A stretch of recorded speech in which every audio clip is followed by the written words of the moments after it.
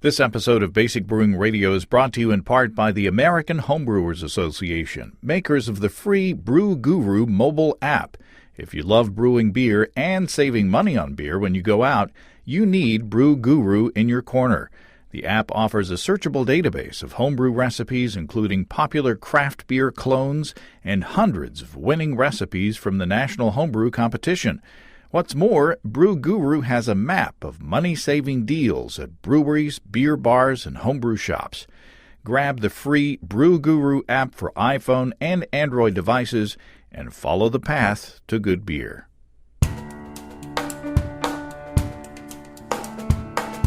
Welcome to Basic Brewing Radio for Thursday, February 22nd, 2018. I'm James Spencer.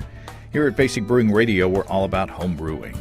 This week we visit SQZBX Pizza and Brewery in Hot Springs, Arkansas. It's a brand new place that has its roots in music, community radio, and of course home brewing.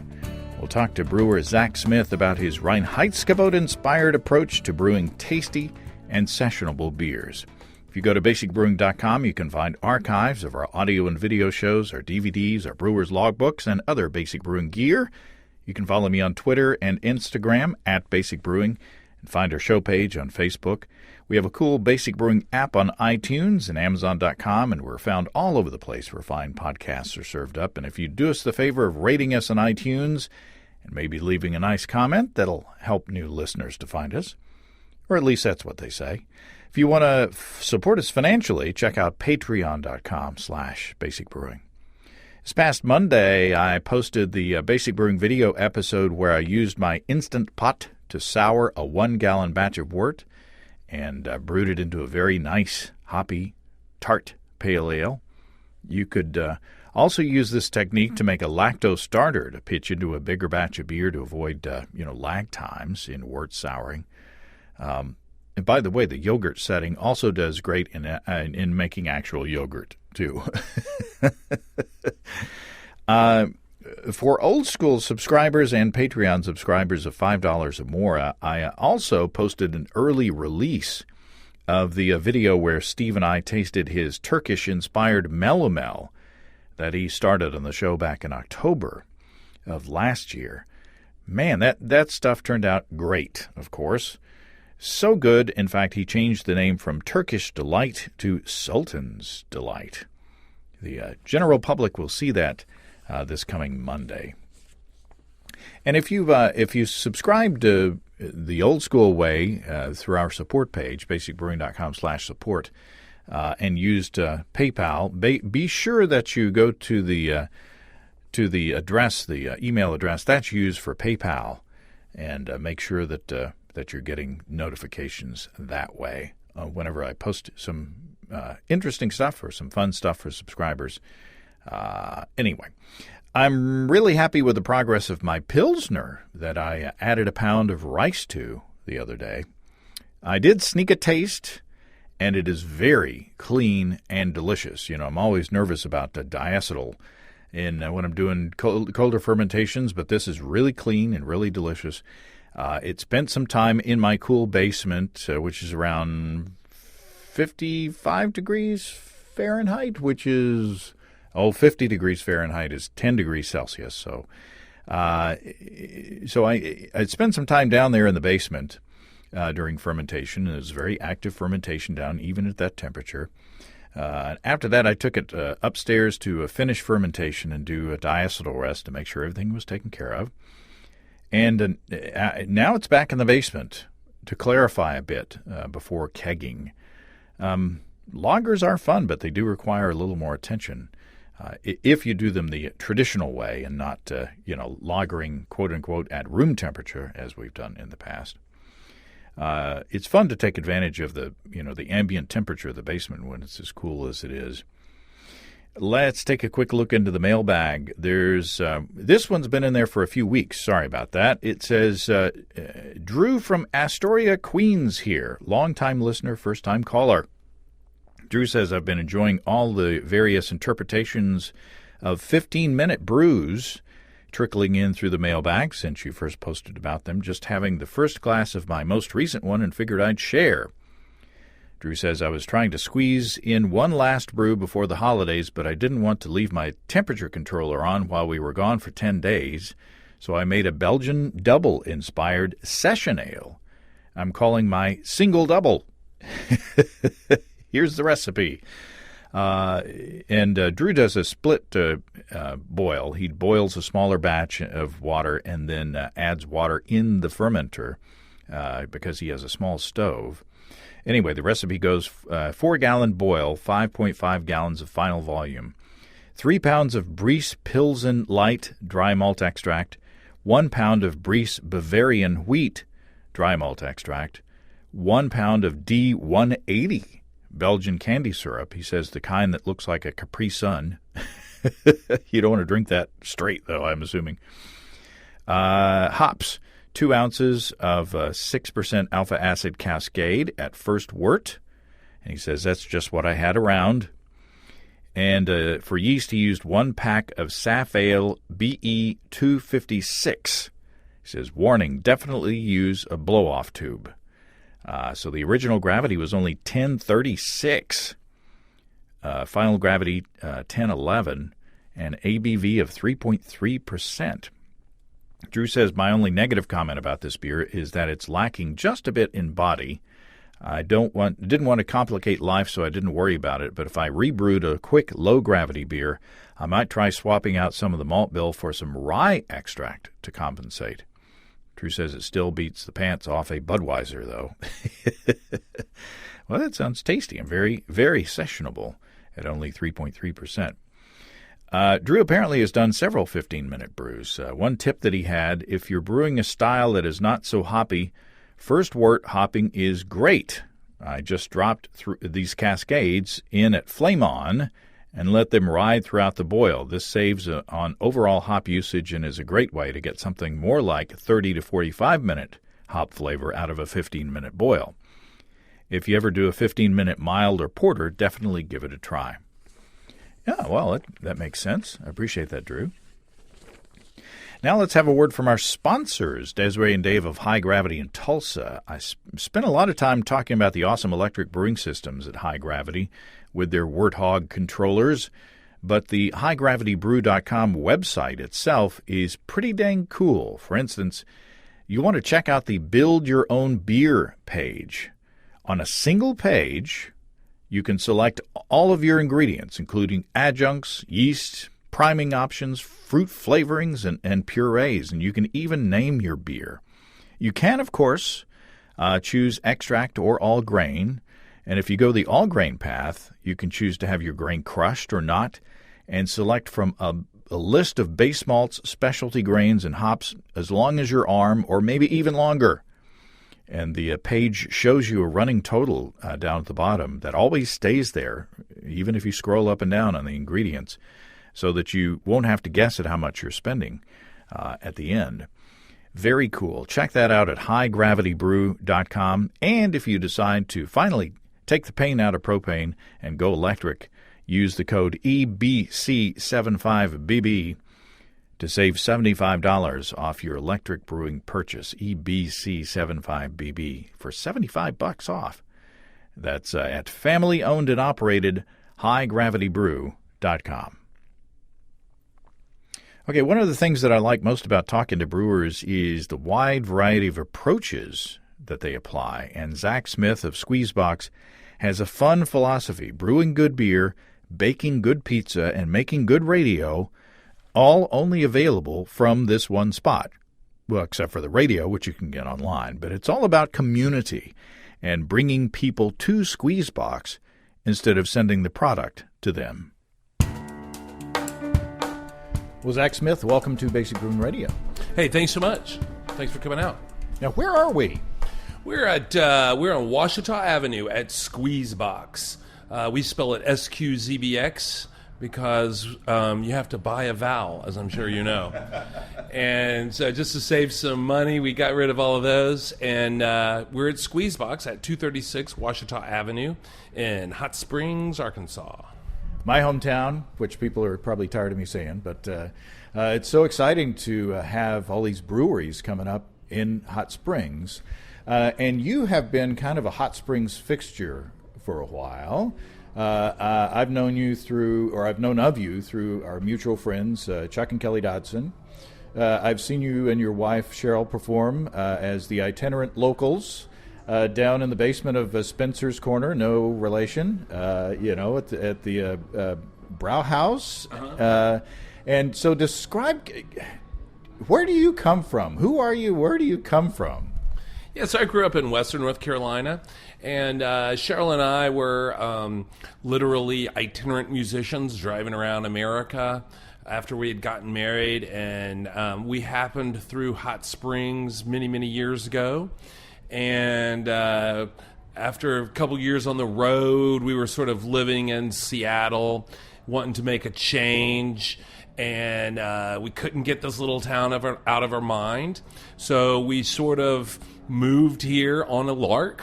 There were some coincidences that pointed us in this direction, but truthfully, we didn't have any reason other than it just kept coming up. And we moved here about 14 years ago and immediately started playing music at the then Steinhaus Keller. I'm sorry, at the then Brauhaus. It is now the Steinhaus. And started playing music down there, and we just this past October stopped playing down there. We had kept that gig for 14 years, which was truly remarkable.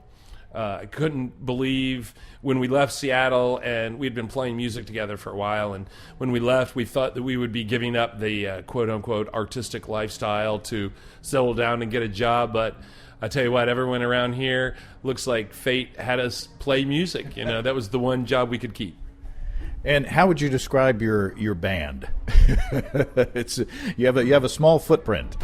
Yeah, very small. Cheryl plays accordion. I play E-flat helicon, which most people think of as a tuba. And it's just the two of us, and we usually play acoustically because who really wants to make a second trip to the car? And it's no louder than two instruments and the sound of my voice, which I will admit can get pretty loud. And we play a mix of, sort of European folk tunes, original music by a friend of ours, Fred Hawkinson. It was in Fred's band that Cheryl and I originally met, and we play a lot of his music. And then, various covers of anything from butt rock to themes of classical to stuff that generally sounds circusy, It's great beer drinking music. And we will eventually get to talking about beer, which is supposed to be the topic of the show. But I have to also mention that you started a radio station, which we're sitting right outside of the studio of. So talk about that for a minute. Yeah, sure. So several years ago, and that really is part of the story of SQZBX in general. It was actually many years ago. I was sitting around in a cafe thinking, it was during the 2000 filing window for low power FM, and I was thinking, wow, wouldn't it be cool if you could take a little low power station and plop it into a place where people are already gathered, where they're already talking and discussing things, and so that was sort of the germ of the idea. And then in 2012, we were living in Hot Springs. Our kids are getting a little bit bigger, and we had purchased this building on Washita Avenue and had sort of been stabilizing it. It was in very rough shape when we bought it, but we had been working on it a little bit here, a little bit there, but we didn't really have a full concept of how we were going to flesh it out. But we had come to the conclusion that it was going to take real money. You can do so much like sort of bootstrapping it until you get to the HVAC system, and you know what I mean? Like that takes real cash. And so I was like, wow, we could really do it. So we partnered with Loki Arts, which is a local nonprofit who at that point had been putting on music festivals primarily. They're known for Valley of the Vapors, Hot Water Hills, Inception to Projection, which is filmmaking workshops, and Arkansas Shorts, which is a festival of short film.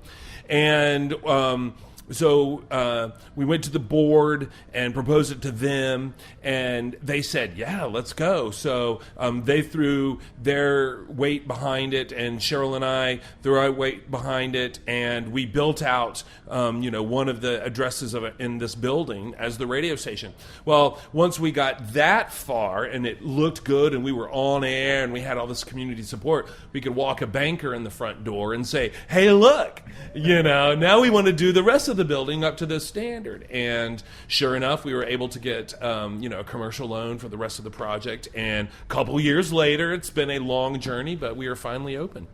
So local radio leads to local beer. Yeah, without a doubt. We've got about 70 DJs here, and we are a DJ-driven station. If you show up, you can play whatever you want. So if you don't like it, just try it back in 2 hours. It's going to be different. We're solar-powered. We did that. Our engineer, Bob Nagy, had the foresight to say, hey, let's keep all our bills as low as we can. So it was actually easier to raise money for panels than it is to get people to pay you every month for a power bill. And then it's just the love of the community that keeps the thing going. All the DJs showing up every week, playing their music, and then the community supporting us and coming out and helping us keep it alive. We really want to be something fun and different and relaxed around here. But it is truly a community project. And over the air, it's a 5-mile radius, but over the internet, you're worldwide. So you can find you at KUHSradio.org. There's a player on there, or you can find us at tunein.com. There you go. Okay. Now we're ready to talk about beer. I knew that getting into the introduction was going to be a major piece of this because you're into so many things. We got a lot of stories. But okay, talk about your origin of your brewing. How long have you been brewing? How did you get into it? Yeah, so just in the backyard, I've been a home brewer until we built this system. And truthfully, my wife Cheryl sort of came up with the idea. She said, it was very crafty the way she said it.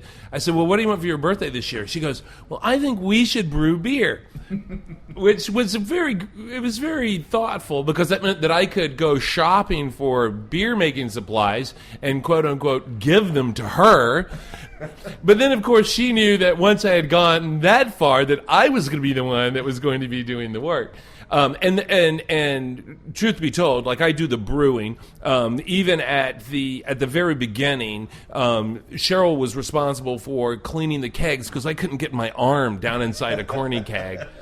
It was the same problem. Yeah, it's my bass player forearms. I can't get them down in there, so she had to do a lot of the hygiene work, which it is most of brewing. I say is keeping it clean.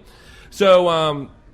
We just put together a backyard brewery. In fact, we're just friends with John Lovett, and he actually had been to Siebel and was working out in Georgia at the time and loaned me his home brewery, which was a 10-barrel system to get started.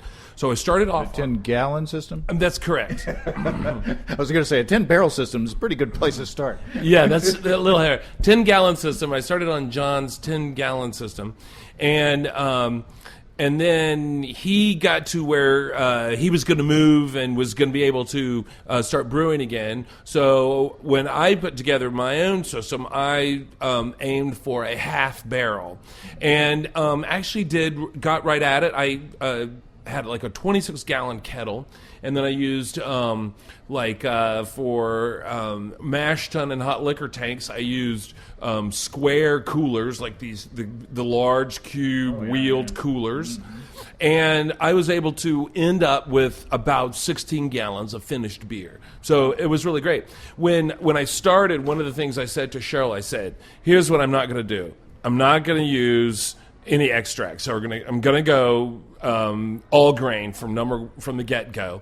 And number two, I'm not going to wash bottles. Like I hate washing bottles. I hate bottling. I hate capping. I hate mixing up the sugar and having some of them blow up and some of them be flat, And it was like everything about that is just it's what kills the soul in having fun with beer. So from the very beginning, I went straight into corny kegs. So we had a little kegerator on the back porch. I had 3 different beers and some Happy Hollow spring water.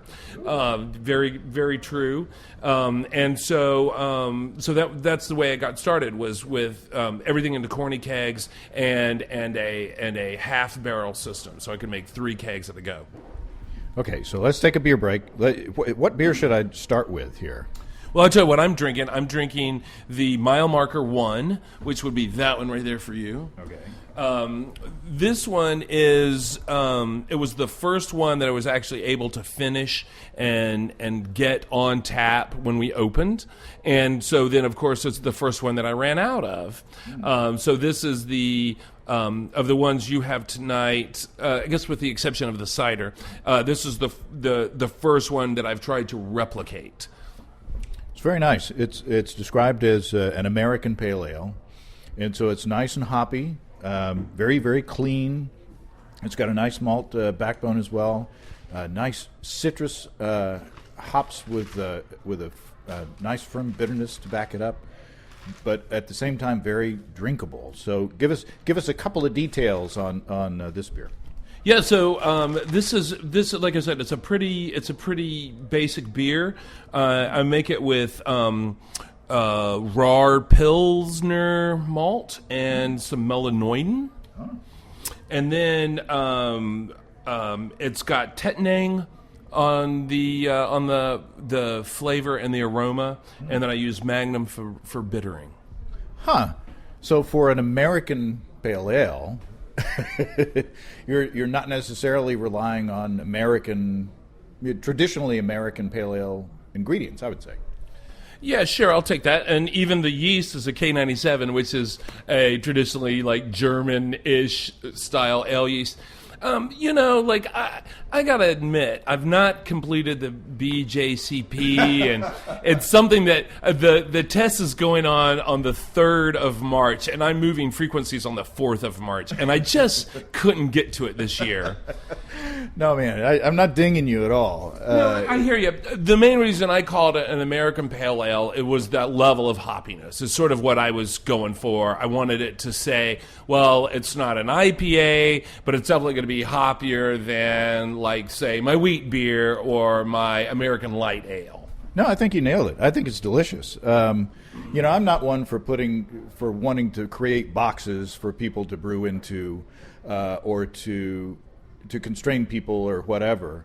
But at the same time, I read somewhere, I don't know if it was on your website or through an interview with somebody, that you adhere to the Reinheitsgebot. Is that right? Well, the Germans haven't actually given me the stamp of approval, but no, that is really true. Yeah, I use whole malt. I use that's just so far barley and wheat. I haven't even tried a rye yet because mainly I don't want to stick it. I gotta at least be prepared before I try that. So far I've just gone with barley and wheat. I use yeast, water, and hops, and Like I got to be frank, the system that I've designed here that I'm brewing on is really just a large version of my home brewing system. In fact, think of it this way. I was brewing on a half barrel. I now have a 5 barrel. I've literally just moved the decimal place over once. And I don't package. I don't keg. Right? I'm serving directly out of bright tanks. So the kegs to my home brewery are the bright tanks to this brewery, and that there's not a lot of small vessels that I have to continuously clean and move around. And have we mentioned that you're a pizza place? Yeah, I don't know if we did, but yeah, we serve pizza too. Also made from whole ingredients and yeast. Sometimes I really think that my title should be yeast rancher, because that's mainly what I'm doing around here is growing yeast. Yeah. Okay, well we got 5 more beers to get through. What should I try next? I guess what's next to it? That's the Southern Lights. It's less hoppy. It's still got a nice malt backbone, though. It's kind of lemony. I get kind of a lemony thing going on. That one is actually a wheat beer. So that one, also the Tettnang. I also finished that one with the Tettnang. Huh. And that one has got Pils, Munich, and wheat in there. Well, and this is not a, there's no, but I don't get, any banana or clove or anything like that. Yeah, I think I used the safe yeast, and it's the one they describe as the American. So USO5 probably. No. It was the American wheat. Not I see. Okay. Yeah, the less German style in the wheat. They've got one they describe as like an American wheat, and that would have been the one I used. I don't remember the number right offhand. Okay. Well, it's delicious, whatever you used. All right. So you're serving no kegs which has got to be a labor saving device, but it kind of then you're not distributing. So that's correct. Are there any plans to distribute?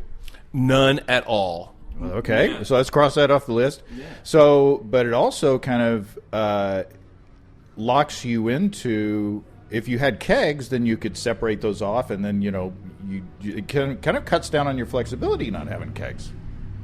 Well, I don't know. I got 10 taps, and eventually I'm going to get them full. And my goal here is not to make $1 million of brewing beer. My goal is to have like a pizza place, a brewery, a radio station. I want to be the local spot where you could come and you can find something that's handmade by someone who cares and takes an ingredient and turns it with some thought and some care into something presented to you in a caring way that you're going to enjoy. And so if my taps are full, if I'm selling beer, that's my goal. My goal isn't to keep, to run my brew house 3 shifts a day. That's not my goal.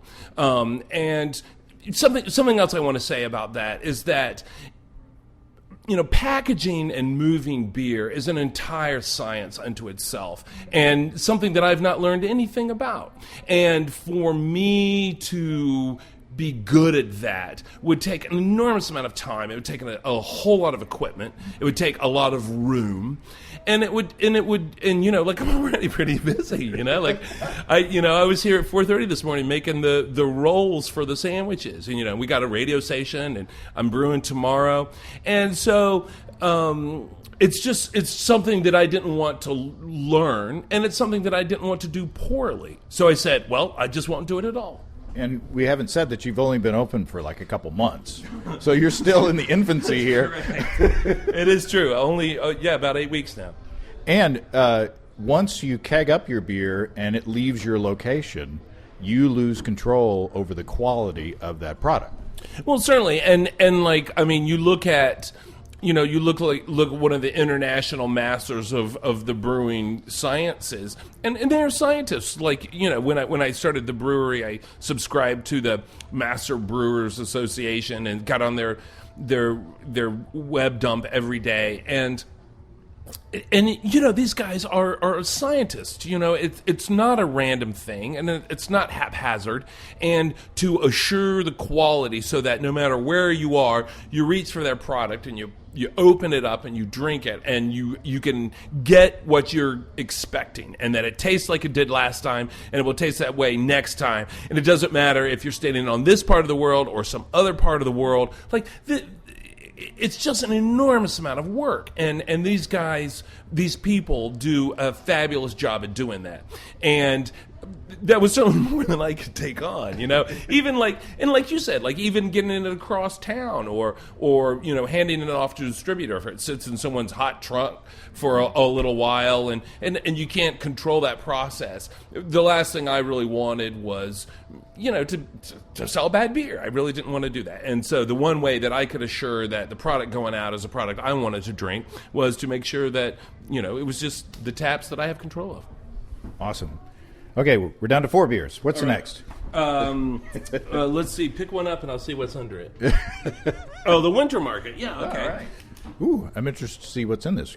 Okay. Ooh. it's kind of a. I'm not a BJCP certified judge either. I'm getting more of kind of a caramely kind of a thing going on, and almost like a little bit of a teeny tiny, but like a nutty kind of a thing. There's not a whole lot of hops, but it's also fermented very clean. I have to say that in sitting with my friend Kelly and Alice, I did do a sneak peek of these samples, and everything was very clean. So kudos for that. But talk about this recipe. This is very drinkable as well. Yeah, so this one, I was going for a little bit like a maltier flavor. This one has some of my one of my favorite malts, and I'm telling you right now, I'll tell all you guys, if you're not, anyone who doesn't use this, it's the Crisp, it's made by Crisp, it's called Brown. And it's just got this great like malty, like warm. I always think of like almost nutty, and it doesn't take a lot. And it's just a wonderful malt. And once I discovered it, it really is one of my favorites for that sort of like what I associate with a darker, maltier beer. And you can see in color, it's not all that dark, but it certainly has that flavor. I also use some biscuit. I also use some Special W in that one. Special W. Some people might use Special B. This is Wehrman's version. It's like a, kind of a raisiny kind of a thing. Right. Like I don't know where, maybe 90 Lovabond, somewhere like that. Like kind of brown, but yes, raisiny. Mm-hmm. Yeah, it's a what would you call that? Amber? Yeah. I'll call it what you call dark it. Gold. How about that? There you go. Yeah, the biscuit is a good descriptor of what I'm getting as well. Mm-hmm. Yeah, and there is some in that. This one was I pitched a BE 256 on this one, and that is described as an Abbey ale yeast. Oh, interesting. Huh. So let's start. Whenever we talk about Belgian yeasts, we have to talk about temperature, fermentation temperature. Yeah. So what's your approach to fermentation temperature? Let's see. Yeah, I didn't let this one go very warm. I really didn't. I'll tell you this, on the K97, I do take that one a little chillier. Which would be like mid-60s on the K97. This one probably, I would say, I can't really remember. I don't think I wrote it down. But I'm guessing like 68 or 70 is where I would have probably put this one.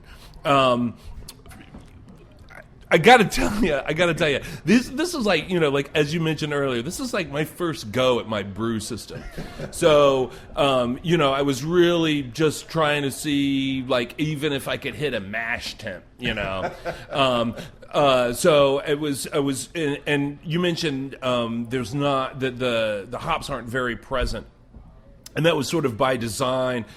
Malts scale up relatively linearly as you go from a smaller to a larger batch, but hop utilization increases. So you have to dial back your hop usage to get the same flavor as you were getting in your smaller pot. And also, when you go from a homebrew system where your boil may not be as vigorous as maybe a professional system, so there's a difference in there as well. Yeah, no doubt. So I was trying to I really was trying to go kind of middle of the road with these beers, such that if I did make an error and it came out a lot hoppier or a lot maltier or a lot less hoppy or malty, that it would still be somewhat drinkable, and I could sort of see what I could expect from moving a beer all the way through. Okay, we're having fun. What's next? Should we do this one? Yeah, What's one, that? Mm-hmm. What do we got here? Yeah, sure. This one's the metric chestnut, and this one's sort of my attempt at sort of like a British ale. I'm getting more kind of fruity esters, as they say. The yeast is more expressive in this one, I think.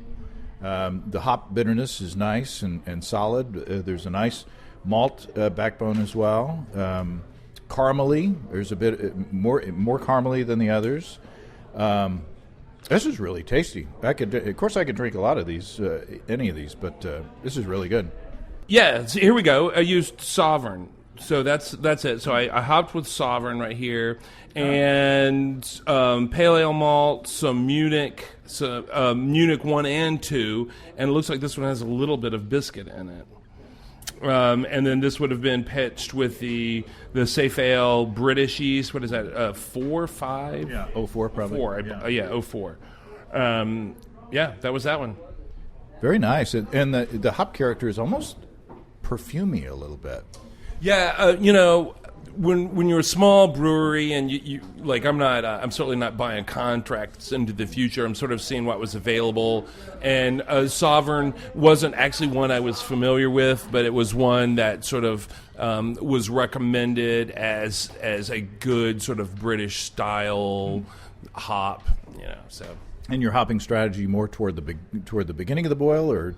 Yeah, again, with these relatively conservative beers, I drop some in for some bittering, and then most of these would have gotten like a 30-minute addition, and then I could look and see exactly what this one got, but then this one probably got like a 15 minutes from the end, would have been the last one, and like the mile marker 1, which has a little bit more hop aroma, that addition goes in closer to the flame out. But this one would have been probably about 15 minutes from the flame out. I take it your approach is like you probably don't use brewing software with a computer, looking at your notes. So I take it that you balance the technique more on the artistic side rather than the scientific side, or how would you describe the balance between, is that a left brain, right brain kind of a deal, or? I don't know. I had never thought of it in those terms. I guess what I'm trying, I just tried to develop an intuition. I don't.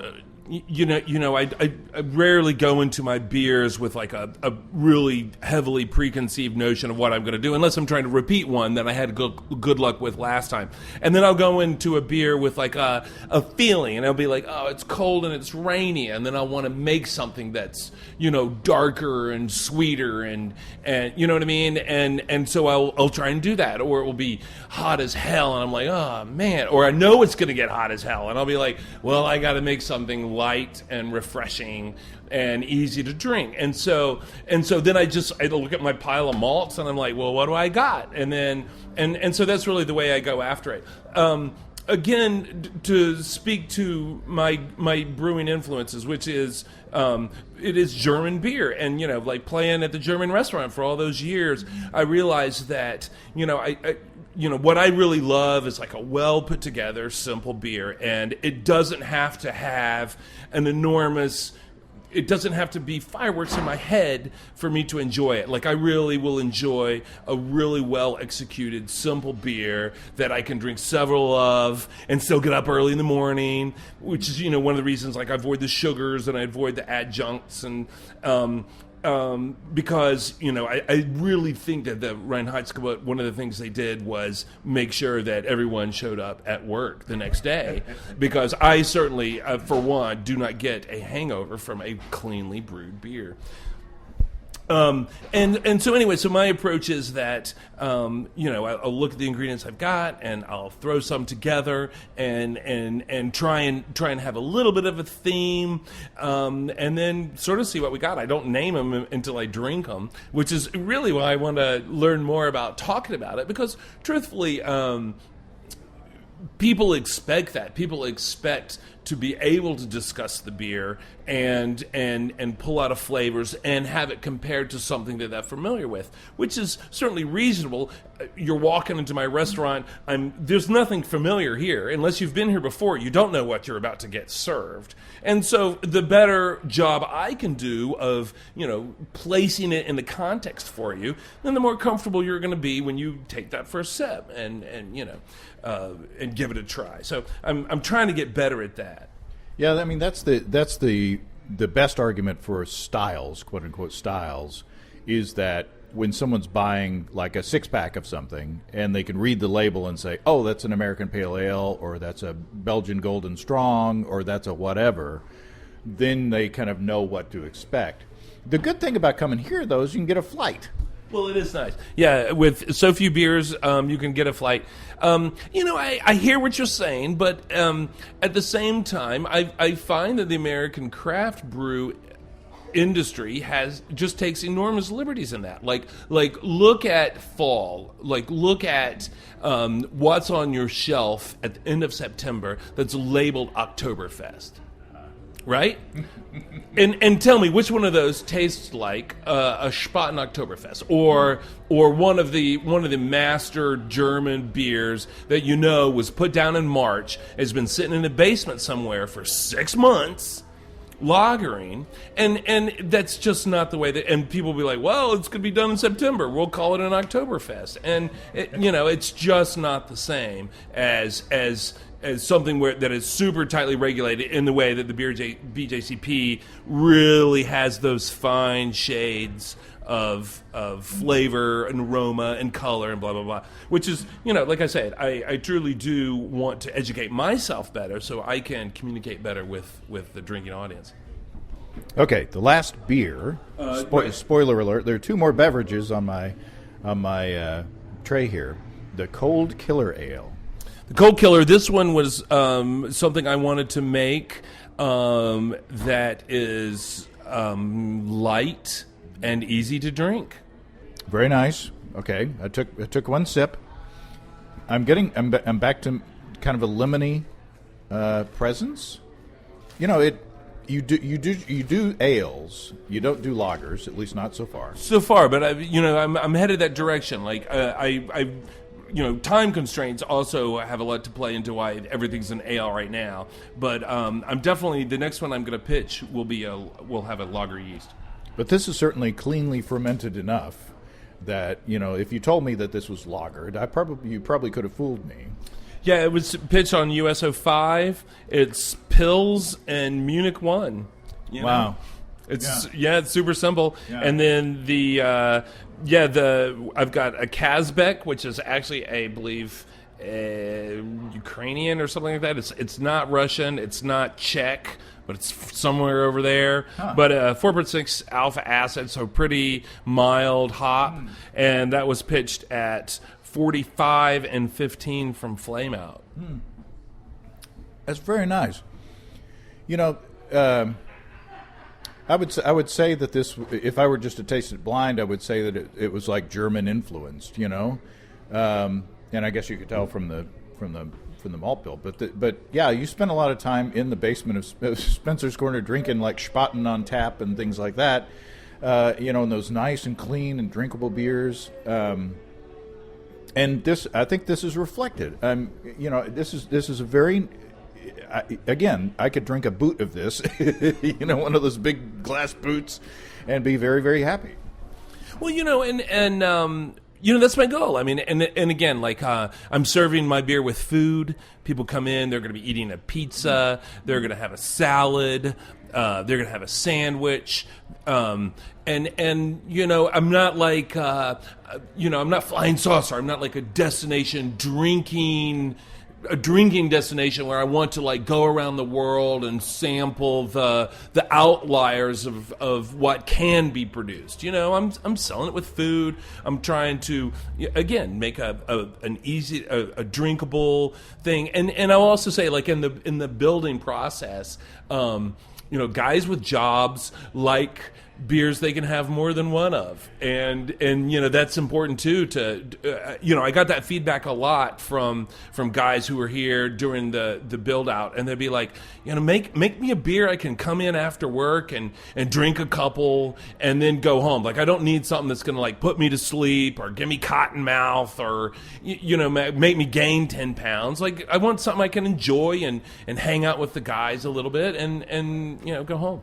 So we haven't talked about gravities at all during this whole thing, but what's your approach to ABV? I mean, what are the ABV? What's the alcohol by volume of these beers? Yeah, everything you're looking at is between 5 and 6. So that's where I like to drink. That's my personal taste. It's like it's heavy. Even that one is probably right at 5, which is pretty heavy for an American light ale. I would say, it's not, because they'll go lighter than that, but it's that one's probably like 5.1. I can't remember. I've already put my book down. Yeah, so my approach, again, it's like it's enough alcohol that you're drinking. Some of them are heavier, but it's not so much that you can't have a couple and enjoy yourself. That's delicious. Now we have the last beverage on the tray, and this is the Dry County Cider. Yes, here we go. It's a cider made in-house. Had to get a winery license from the TTB to be able to produce this. Wow. Well, it's interesting. Arkansas's native brewer license has been modified such that you can produce cider with a brewery license, but the feds still want you to have a winery license. So I've had to get a second license for that one. Well, it's delicious. It's worth going through the hoops, I'd say. Now, it's a dry cider. I would describe it as a dry cider, but yet there is a lot of apple flavor in there. But it's not like your sweet apple that you pick up off the in the grocery store, and it's kind of it gets mealy if you're not careful. This is a nice tart, dry cider that still has plenty of fruit presence, but yet is, to my palate, is very drinkable. Now, Alice said that it was champagne-y. She described it as champagne-y. She didn't like champagne. So I do like that kind of dry white wine kind of thing. So talk about where'd you get your fermentables? Sure, I buy shelf stable juices. Is really what I make it out of, and this was pitched with K97, which again is that German style ale yeast. It does get champagne-y, and this style of cider I used to make for myself every fall, and I would really time it out, and then I would carbonate with more juice. I'd ferment it out once, and then add more juice, and bung the keg, and let it carbonate. It's naturally carbonate, and then you would time it, so just the right day you could crash it and drink it. Blah blah blah. I don't have the luxury of time to hit those goals anymore. So it does go drier than I did at the house. I will say this, though. I also really enjoy it, and I really like it dry. When we first opened, we purchased a keg of, to remain nameless, commercial cider that had been stabilized and then re-sweetened, and it had that really heady apple juicy flavor, and no one drank it. It took me like a week and a half to sell 5 gallons of it, and I'm like, well, that's awful. I don't want to do that. And so it was the fall. It was December, and so I still had some cider that I had gotten actually from North Carolina. I'm like, well, I'm gonna try this juice. So I did it my style, and I put it on, and that 5 gallons lasted 48 hours. I mean, people went nuts for it, and I'm like, okay, so I'm not the only one. Yeah. Right. Yeah. Sweetened, sugary, cloying flavor. Yeah. This is a grown-up drink. It truly is. It truly is. And it does go a little champagne-y. And I got to tell you, as I keg it up, I'll ferment it. I keg it. I carbonate it, and then as I'm moving it into the cooler, I'll dose a little juice on top. And so, depending on how soon you get here after that, it still will have a varying degree of sweetness. And then the other thing is that the yeast is still there, and it's still very active, and it's still a little bit yeasty. And I believe that gives a lot of presence to it also, is that it still has that live, that living flavor instead of something that's been killed. So one last question. If you're a home brewer and you want to make a cider as kind of mature as this and a kind of not most of the ciders that you see out today are alcopops, right? Are just alcoholic apple juice. That's not cider.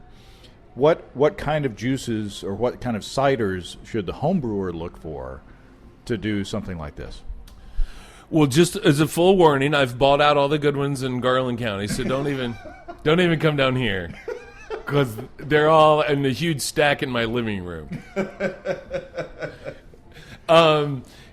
If you just want to try it at home and you want to do 5 gallons of it, I've got to recommend Lewisburg. Comes in a shelf-stable gallon. It costs $7 to $8 a gallon. It's at the grocery stores. It's out of Kansas, and again, it's got a nice apple. It's got the must at the bottom, It's got the layer of goo at the bottom. It's not clear. It's a cloudy cider, and it's been pasteurized, not chemically stabilized. Right.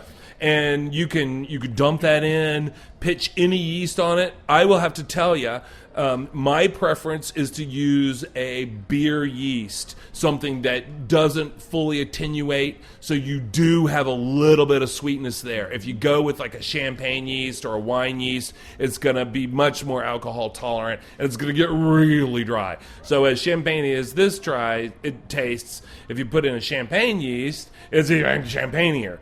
But grab like a medium to low attenuating beer yeast. Safo 4 is one of my favorites. K97 is a great one. And then just let it go. And then again, if you're serving, I've never done the math for like carbonating in the bottle, but I'm sure you could do the math. You could like redose it with a little apple juice and cap it. I always did it in kegs, and I would put maybe most of a keg of a corny with the cider, and I'd top it up with juice, carbonate, refrigerate. It's just delicious. Well, there you go. That's just. I can't believe you've only been open for a couple of months, but already you're doing some wonderful stuff, and I can't wait to see where you go next. So I've taken up more time than I think that I told you that I would take. But hey, I love talking about beer, and I have to talk a lot, and it's nice to get some real specific questions and being able to talk about what I love about beer, and it is a lot of fun, but like for me it's like cooking. It's like making dough or making beer. It's like getting my hands in it and taking a raw ingredient and making it into something else. It's really still fun for me. It really is. Awesome. Thanks, Zach. Hey, thanks for coming. Well, thanks again to Zach and my friends Kelly and Alice for being my drivers and companions. I can't wait to bring my family to SQZBX. The pizza that we had after the interview was awesome as well. And the way that place is decorated, it was an old piano shop to begin with, and they have taken parts of old pianos and like built the bar out of them, and they've made wall decorations, artwork made out of piano parts, and it's really cool. It's worth the trip to Hot Springs, Arkansas. If you're in the neighborhood, definitely pop on by. If you have brewing questions, show suggestions, or just want to say howdy, write to James at basicbrewing.com or just fill out the contact form on basicbrewing.com. And please don't forget to tell us where you're from. Thanks to everybody supporting us through our Patreon page. Special goodies coming your way in the form of early releases and such. Check out all of that at patreon.com/basicbrewing. Be sure to check out our DVDs, Extract Brewing and Partial Mashing, Stepping into All-Grain, Low-Tech Lagering and Decoction Mashing, and Introduction to Wine Kits. You can find them all on our site. Get a free Basic Brewing bottle opener with any DVD combo, and you can check out our Basic Brewing shirts in the store, too, as well as our logbooks, where you can track and log up to 50 batches of beer. Check all those out at basicbrewingshop.com. And if I remember, I will put some free stickers, some Basic Brewing stickers, in your order. And doggone it, I forget every now and then still. I'm getting old. I'm a creature of habit. And don't forget, you can also join the American Homebrewers Association and subscribe to Brew Your Own magazine as well through the associate links on basicbrewing.com. It's all until next time. Until then, thanks for listening, everybody. I'm James Spencer. Production help for Basic Brewing Radio. And our website is provided by driver Kelly Dotson. Basic Brewing Radio is a production of Active Voicing. We'll talk to you next time, everybody. So long.